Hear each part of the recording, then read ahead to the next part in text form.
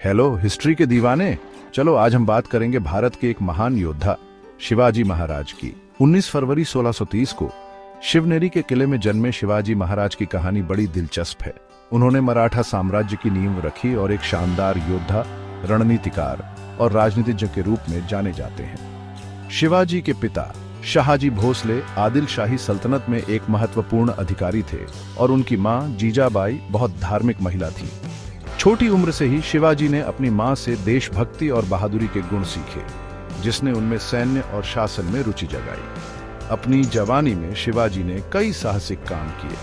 उनकी शुरुआती जीत में से एक थी कोंढाणा किला, जिसे अब सिंहगढ़ कहते हैं, को आदिल शाही सल्तनत से आजाद कराना। फिर उन्होंने अपनी सेना बनानी शुरू की और अपनी दृढ़ इच्छा शक्ति और रणनीति से कई किलों और इलाकों पर विजय प्राप्त की।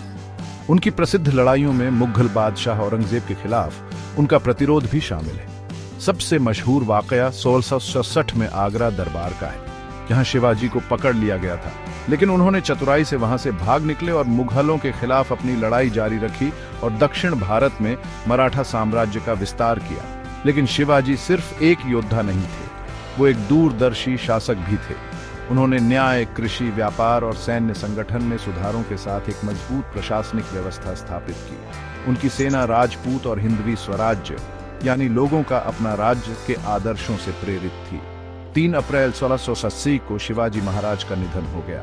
औरंगजेब और अन्य दुश्मनों के लगातार हमलों के बावजूद उनके बेटे संभाजी महाराज ने उनकी विरासत को आगे बढ़ाया। आज भी शिवाजी महाराज की वीरता, साहस और नेतृत्व लाखों लोगों को प्रेरित करते हैं। वे सिर्फ एक योद्धा नहीं थे, वे एक देशभक्त और सुधारक थे, जिनकी कहानी आज भी भारतीयों के दिलों में जिंदा है। देखने के लिए धन्यवाद और ऐसे ही और ऐतिहासिक कहानियों के लिए लाइक, शेयर और सब्सक्राइब करना न भूलें।